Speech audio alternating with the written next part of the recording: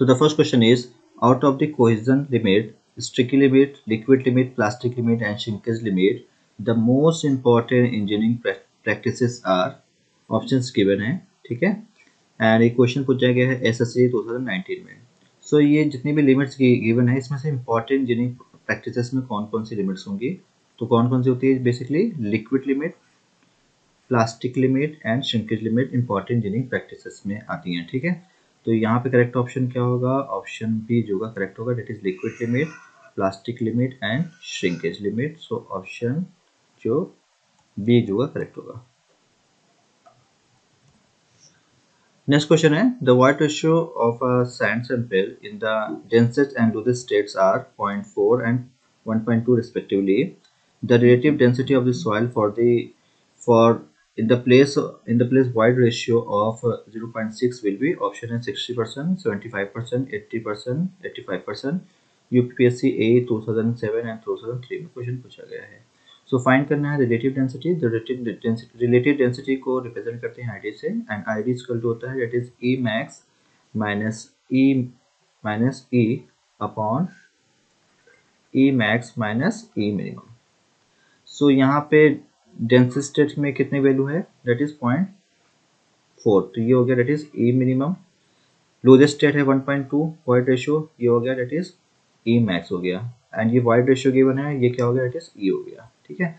तो पुट करते value that is 1.2 minus E 0.6 upon 1.2 minus 0.4, तो सॉल्व करते हैं तो ये आएगा दैट इज 0.6 अपॉन 0.8, तो ये हो गया दैट इज 3/4, तो ये वैल्यू आएगी दैट इज 0.75, और अगर हम परसेंटेज में लेंगे तो आईडी की वैल्यू आएगी that is 75%।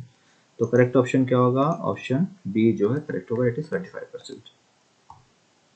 Question is the unit of the coefficient of consolidation is, option है सेंटीमीटर स्क्वायर पर ग्राम, बी ऑप्शन सेंटीमीटर स्क्वायर पर सेकंड, सी ऑप्शन ग्राम पर सेंटीमीटर स्क्वायर पर second and D option gram centimetre पर second.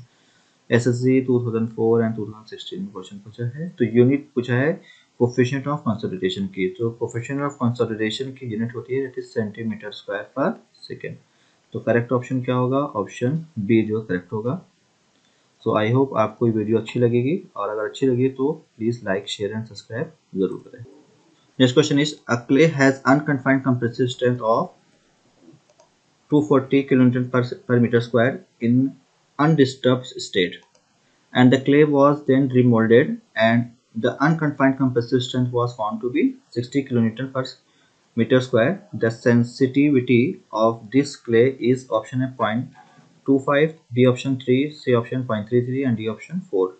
RRB SSC 2015 में question पूछा गया है। तो फाइंड करना है सेंसिटिविटी, तो दैट इज एस फाइंड करना है, तो एस इक्वल टू होता है that is unconfined compressive strength, unconfined compressive strength,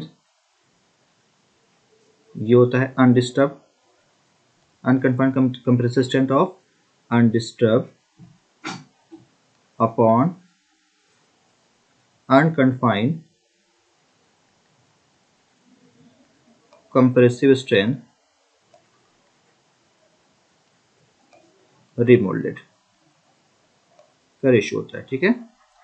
so unconfined compressive strength of undisturb की गिवन है दैट इज 240, और रिमोल्डेड के अनकन्फाइंड कंप्रेसिव स्ट्रेंथ गिवन है दैट इज 60। तो सॉल्व करेंगे तो एस की वैल्यू आएगा दैट इज 4, तो सेंसिटिविटी की वैल्यू आएगी दैट इज 4, तो ऑप्शन डी जो है करेक्ट होगा।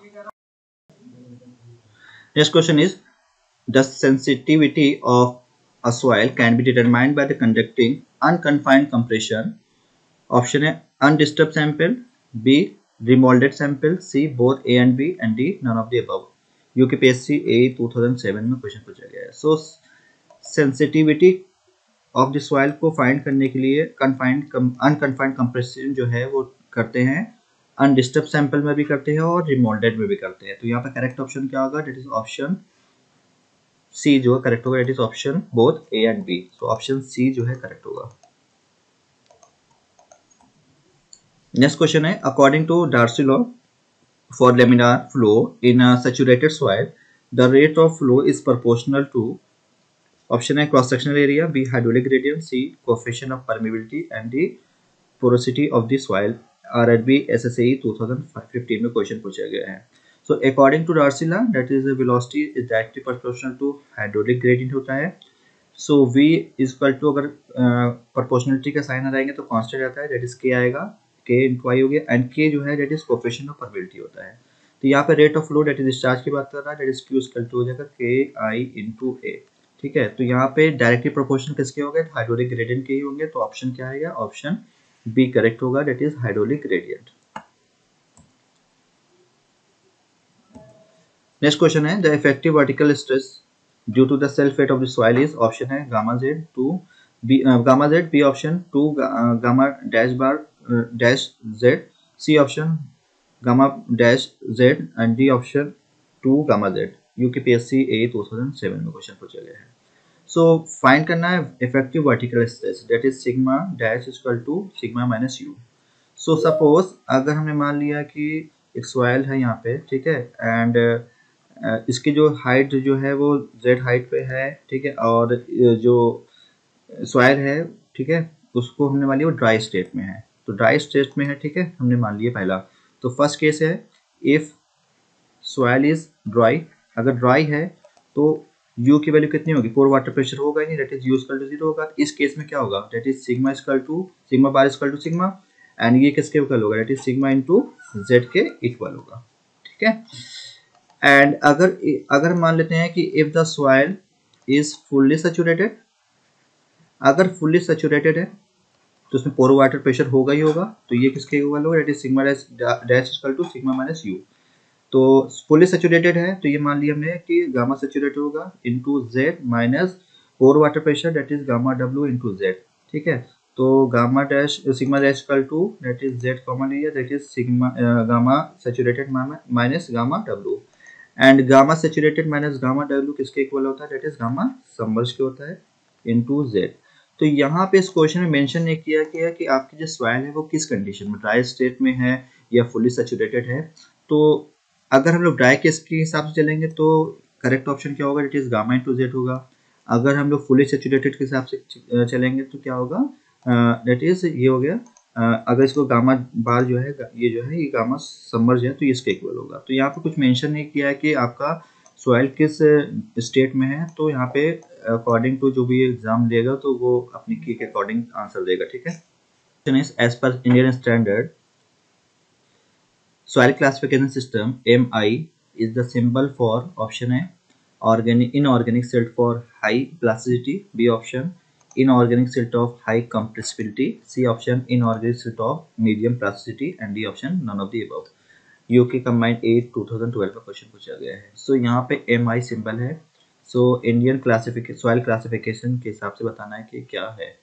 तो M जो सिंबल होता है ये होता है सिल्ट का होता है, तो ये सिल्ट हो गया, और I क्या होता है, इट इज इंटरमीडिएट होता है, तो यहाँ पे क्या हो गया, इट इज सिल्ट और इंटरमीडिएट या मीडियम मान लेते हैं। ठीक है, तो यहाँ पे करेक्ट ऑप्शन क्या होगा, ऑप्शन सी जो करेक्ट होगा, that is inorganic silt of medium plasticity. So option C जो है करेक्ट होगा।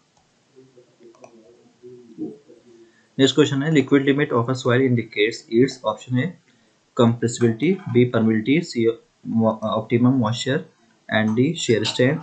RRB JEE 2005-15 में क्वेश्चन पूछा गया है। सो लिक्विड लिमिट सॉइल की जो अगर इंडिकेट्स करता है वो क्या करता है, कंप्रेसिबिलिटी इंडिकेट्स करता है, तो ऑप्शन ए जो करेक्ट होगा that is compressibility. Thank you.